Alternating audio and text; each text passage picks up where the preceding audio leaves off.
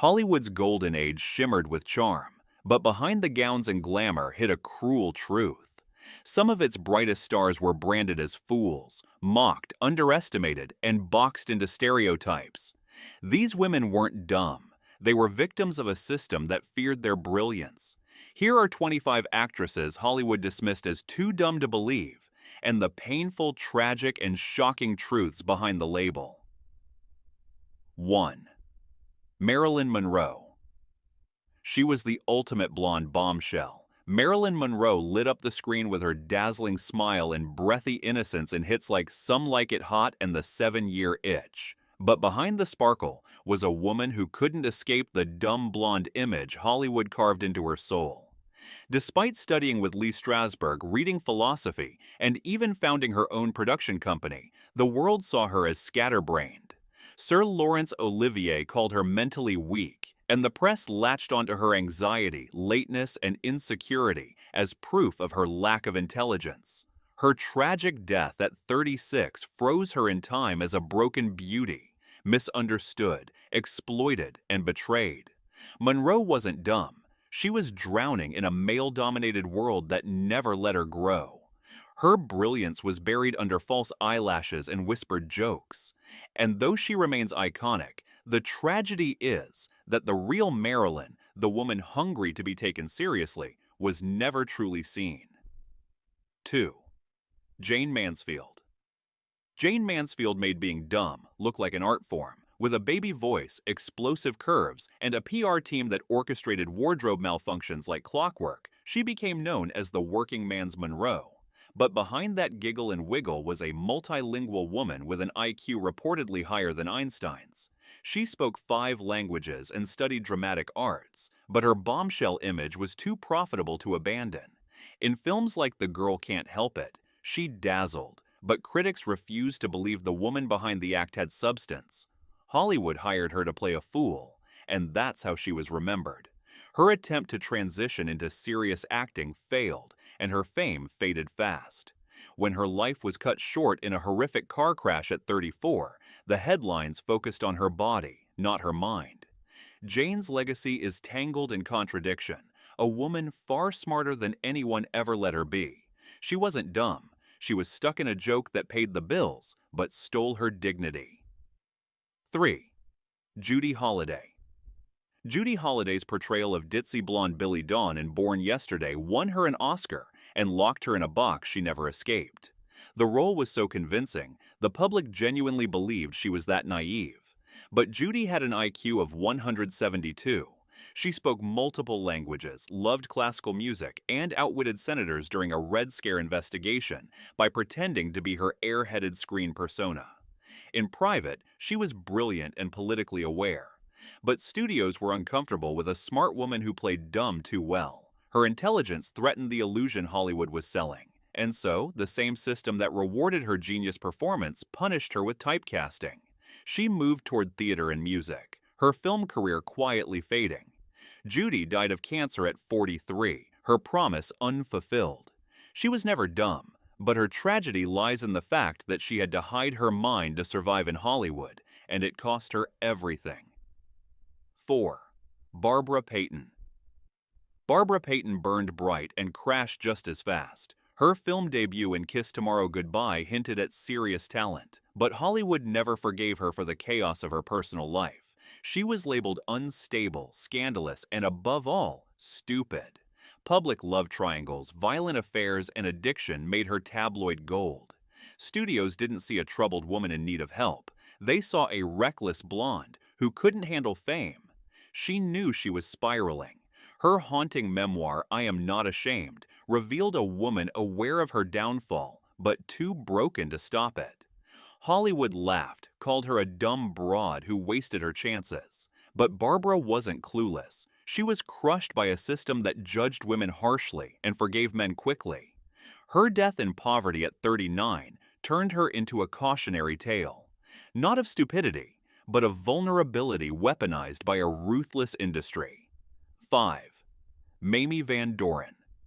She was marketed as one of the 3 M's, Marilyn, Mansfield, and Mamie. But in the race to become the next big blonde bombshell, Mamie Van Doren often got the raw end. Her roles in films like Sex Kittens Go to College made her a punchline. With breathy delivery and exaggerated curves, she was boxed in as the dumbest of the trio. But Mamie was vocal about sexism, exploitation, and the narrow cage Hollywood forced her into. She later wrote a scathing memoir, revealing the abuse and pressure that came with playing a ditz. Off camera, she was smart, self-aware, and fiercely ambitious. But the damage was done.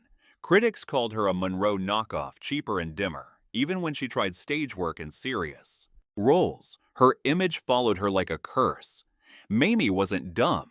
She was doomed by branding, a label she could never outrun. 6. Marie Wilson. Marie Wilson carved out her legacy playing lovable airheads, most famously in My Friend Irma.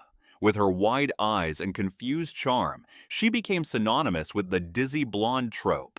Audiences adored her, but critics never took her seriously. Every line she delivered, no matter how perfect her timing, was dismissed as fluff.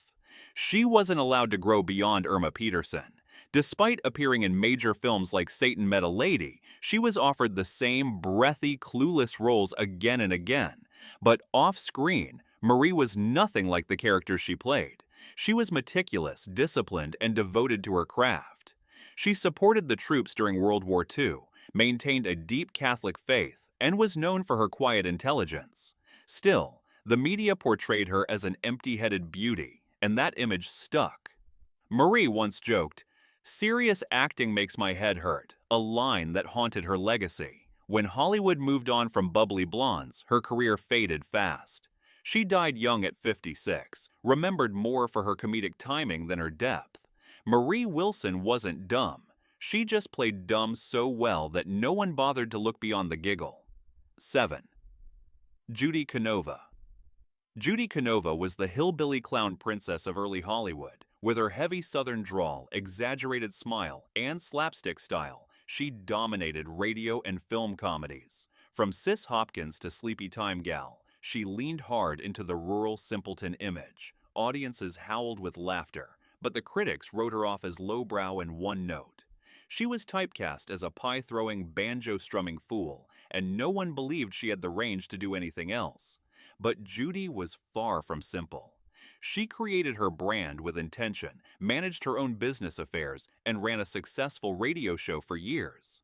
Still, Hollywood saw her act and assumed it was reality. Attempts to break into dramatic roles were met with confusion or ridicule. Even as she aged, producers wanted the same old shtick, funny, loud, and unrefined. Behind the scenes, Judy was sharp, driven, and far more capable than the scripts ever allowed her to be. But she had built her fame on a caricature, and the joke never evolved. When the spotlight faded, so did her legacy. Judy Canova wasn't a fool. She was a woman trapped by the costume of one. 8. Joan Shaw. You might not recognize her name, but you know her face. Joan Shaw played Sweet Sue in Some Like It Hot and became a staple of sitcoms and comedies. At 5 feet 9 inches, with a booming laugh and impeccable timing, she often played the loud, clueless blonde who stumbled into chaos. Her characters were always comic foils, never the lead, never the thinker. She was the joke, not in on it. The roles were fun but limiting. Critics never credited her intelligence, and the press rarely acknowledged her as anything more than a physical presence. But colleagues praised her professionalism. Joan was a trained actress with a solid reputation behind the scenes. She delivered consistent performances, took direction seriously, and brought energy to every project. Still, the image of the dumb Amazon blonde followed her. Hollywood never let her step outside the stereotype. When she died of cancer in 1987, her obituary mentioned her comic roles, but not her discipline or depth. Joan Shaw wasn't too dumb to believe. She was too skilled to be treated so shallowly. But in an industry built on surface impressions, being tall, loud, and funny was all they wanted her to be. 9. Zsa Zsa Gabor. Zsa Zsa Gabor didn't just play the role of a glamorous diva, she embodied it. With her thick Hungarian accent, gaudy jewelry, and sharp one-liners, she became a tabloid queen and Hollywood punchline. Films like Queen of Outer Space showcased her as a vain, out-of-touch beauty. She once quipped, "I'm a marvelous housekeeper. Every time I leave a man, I keep the house." America laughed, but also rolled its eyes.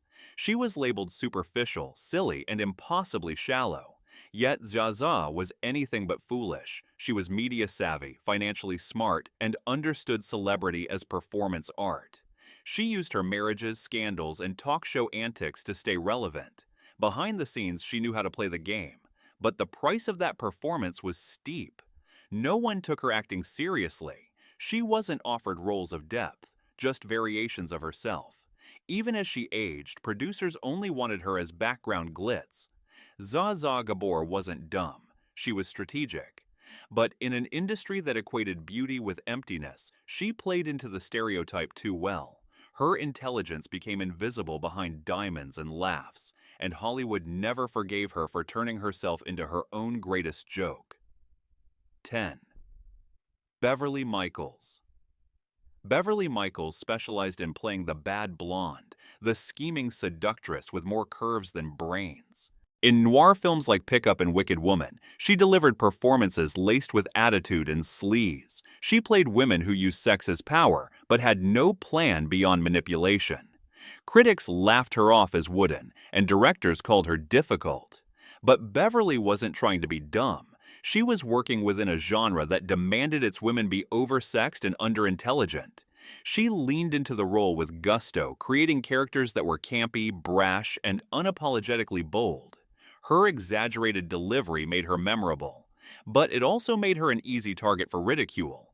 When she tried to take on more serious parts, she was rejected. Hollywood didn't want nuance from her. They wanted the same dumb temptress again and again. Tired of fighting, Beverly left acting in the mid-1950s and slipped into private life. Decades later, her performances were reevaluated as cult classics, but during her time, she was dismissed as just another dumb blonde. In truth, Beverly Michaels was a sharp, self-aware actress who simply wasn't allowed to evolve. 11. Marie McDonald. Dubbed the body by the press, Marie McDonald's career was defined more by her curves than her craft. She was a former beauty queen who starred in films like Lucky Jordan and Living in a Big Way, but her acting was rarely praised. Critics labeled her wooden, producers saw her as ornamental. Cast as nightclub singers or brainless girlfriends, she was never allowed to show emotional depth. Her soft voice and mannered delivery only fed the public image of her as a dimwit. But Marie wasn't stupid. She was desperate to be taken seriously. In 1957, she staged a bizarre kidnapping hoax, claiming she had been abducted and dumped in the desert. Whether it was a cry for help or a publicity stunt, the backlash was brutal. The press mocked her as delusional and unstable. Her personal life was chaotic. Marriages, custody battles, and mental health struggles gave gossip columnists endless ammunition. When she died of a drug overdose at 42, she was already a punchline in Hollywood. But beneath the scandal was a woman crushed by expectation, constantly trying to prove she was more than a body. Marie McDonald wasn't dumb. She was defeated. 12th of June. Wilkinson. In the late 1950s, June Wilkinson was everywhere, and mostly because of her bust line. Dubbed the Bosom, she transitioned from British pinup to Hollywood blonde, with roles in movies like Macumba Love and Career Girl. But her characters were one-dimensional, lingerie-wearing, head-tilting, dumb-as-a-rock sex symbols. Her thick accent and lack of formal training made it easy for critics to dismiss her. She wasn't cast for talent. She was cast for titillation. Yet June wasn't as naive as she seemed. She tried to escape the stereotype through theater, nightclub performances, and even producing. But Hollywood didn't care. Casting directors called her in for photo shoots, not auditions. She once said, "I knew what they wanted from me. It wasn't my words." That line reveals the painful awareness beneath the pout. She was intelligent, disciplined, and strategic, but her image trapped her. The irony? While Hollywood mocked her as dumb, it profited immensely from her looks. June Wilkinson wasn't a fool. She was a victim of a machine that refused to hear smart things from beautiful mouths. 13. Cleo Moore. Cleo Moore was Columbia Pictures' answer to Marilyn Monroe, but without the protection or privilege. She starred in noir films like One Girl's Confession and Bait, often playing desperate women with breathless voices and broken dreams. Her characters were sexy and helpless, directionless and naive, and that image stuck. When Cleo tried to break out of typecasting by entering politics, the media laughed her off. "What's next, Miss Bubblehead in the Senate?" one columnist sneered. Her ambition was ridiculed and her intellect dismissed. Hollywood had no interest in letting her evolve. When she refused to keep playing dumb, the offers dried up. Unlike Monroe or Mansfield, Cleo didn't have a global fan base to fight for her. She simply faded into obscurity. By the time she disappeared from the public eye, she was labeled too dumb for drama and too old for cheesecake. But Cleo wasn't the problem. Hollywood's refusal to see past her image was. She was articulate, motivated, and far more capable than the roles she was given. But in the 1950s, Hollywood, a dumb blonde, was easier to market than a complex woman. 14. Marilyn Maxwell. Marilyn Maxwell was the darling of musicals and comedies, often appearing alongside Bob Hope and Bing Crosby in films like Champion and The Lemon Drop Kid. With her velvet voice and dazzling smile, she was adored, but never respected. Interviews portrayed her as ditzy and scattered, more likely to talk about hairstyles than scripts. Her off-screen romance with Bob Hope didn't help. The press painted her as a fun fling, not a serious actress. Despite a steady string of roles, she was never cast in anything requiring depth. She played nightclub singers and love interests with barely any dialogue.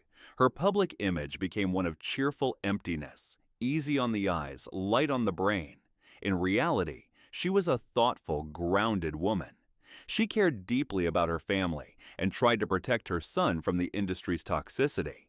But Hollywood had already decided she wasn't bright enough to break through. She died at just 50 of heart failure, her legacy reduced to curves and cameos. Marilyn Maxwell wasn't dumb. She was buried beneath a role she never auditioned for, the beautiful placeholder. 15. Noel Neill. For millions of fans, Noel Neill was Lois Lane, the original damsel in distress from the 1940s and 50s Superman serials. But instead of being hailed as a trailblazing woman in superhero media, she was dismissed as ditzy. Her gentle voice, sweet smile, and helpless on-screen persona led many to believe she lacked brains. Co-star George Reeves was treated like a serious actor. Neill was treated like background fluff. In reality, Noel was thoughtful, articulate, and knew exactly what her character represented. She understood she was typecast, but she handled it with grace. Off-camera, she lived modestly, read voraciously, and was known for her intelligence among friends. Still, producers refused to see her as anything beyond the iconic Scream Queen. When she returned for cameo roles in later Superman adaptations, it was always for nostalgia, not recognition. Her fame became a cage. Even decades later, she remained Lois Lane, the woman who needed saving, not the one doing the thinking. Noel Neill wasn't dumb. She was gentle in a business that confused softness with stupidity. 16. Virginia Mayo. Virginia Mayo was one of the top box office draws of the 1940s, starring alongside heavyweights like James Cagney in White Heat and Danny Kaye in Wonder Man.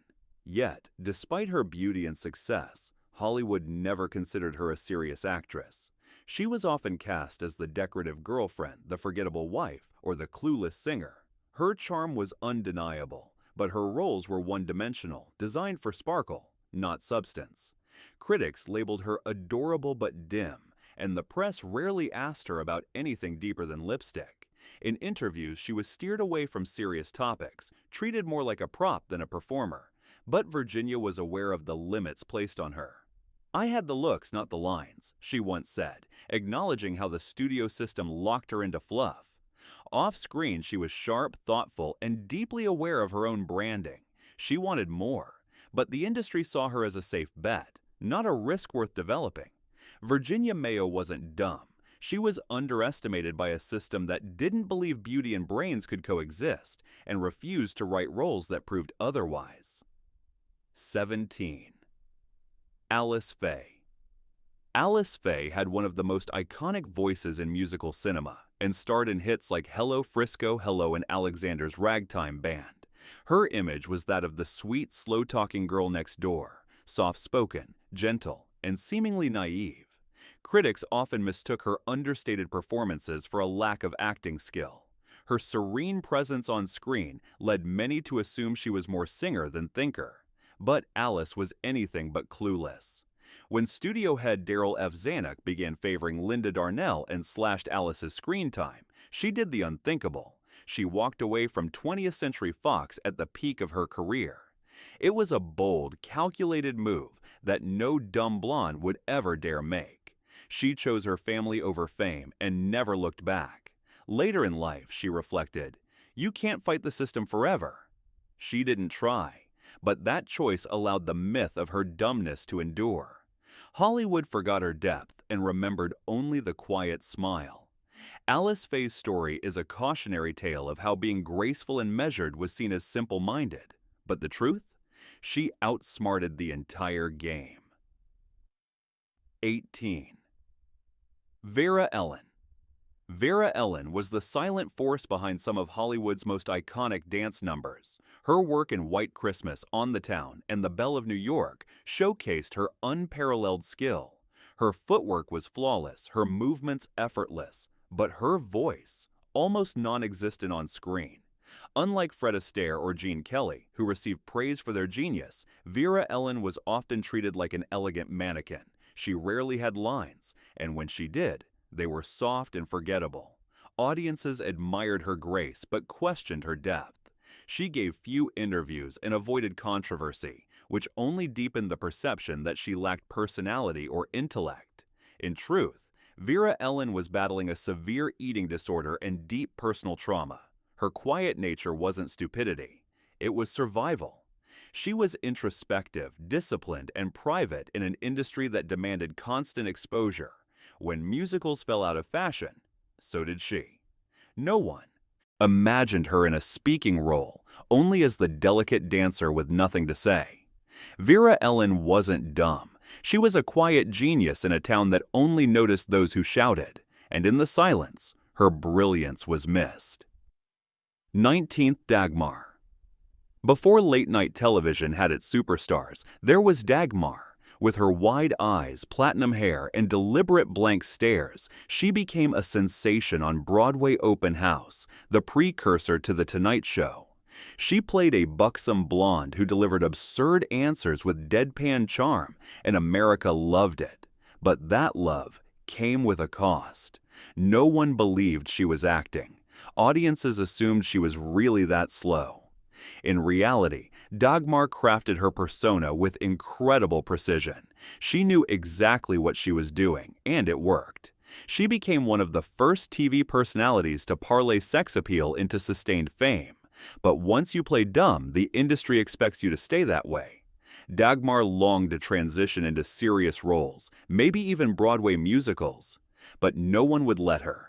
The image she created to survive in television became the one that killed her acting dreams. "I wish I were dumb enough to keep getting jobs," she once joked, masking heartbreak with humor. As trends shifted, she faded into quiet obscurity.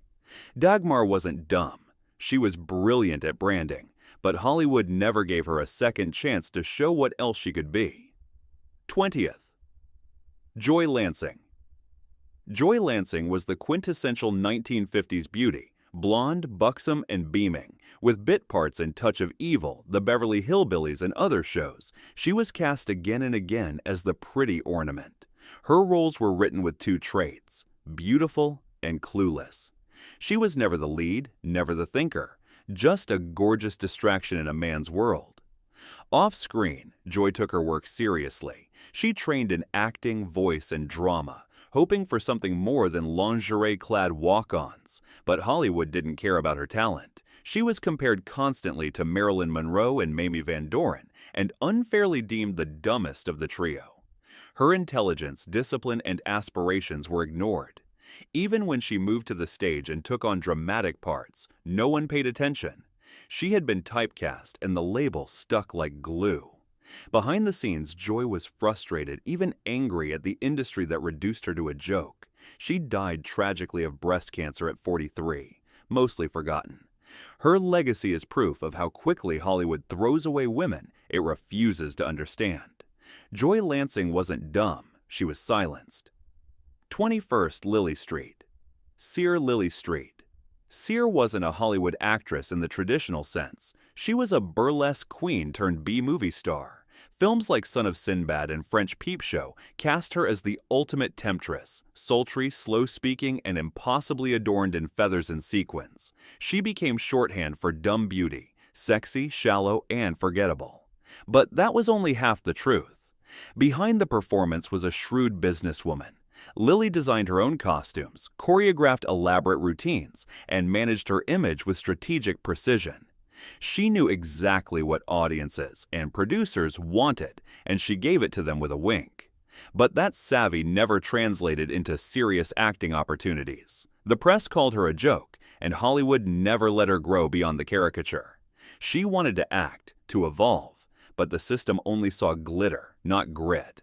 When her star faded, so did any chance to rebrand. Lili St. Sear wasn't dumb.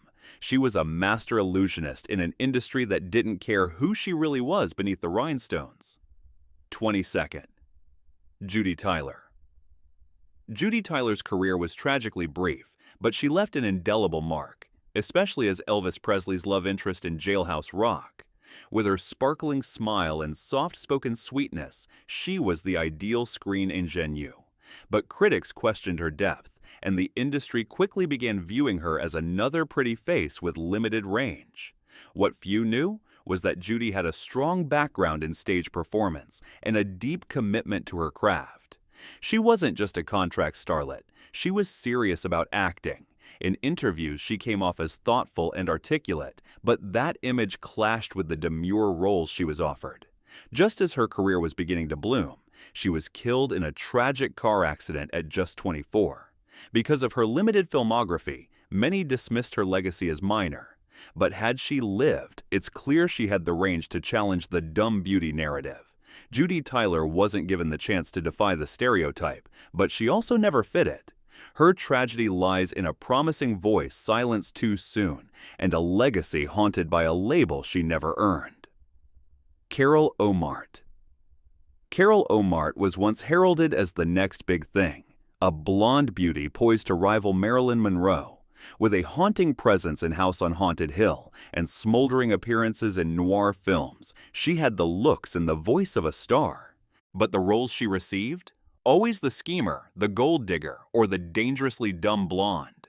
Her characters were one note, which fueled the assumption that she lacked the intelligence to go further. In reality, Carol was deeply introspective, spiritual, and philosophical. She left Hollywood to study metaphysics and even wrote about her spiritual journey, hardly the pursuits of a fool.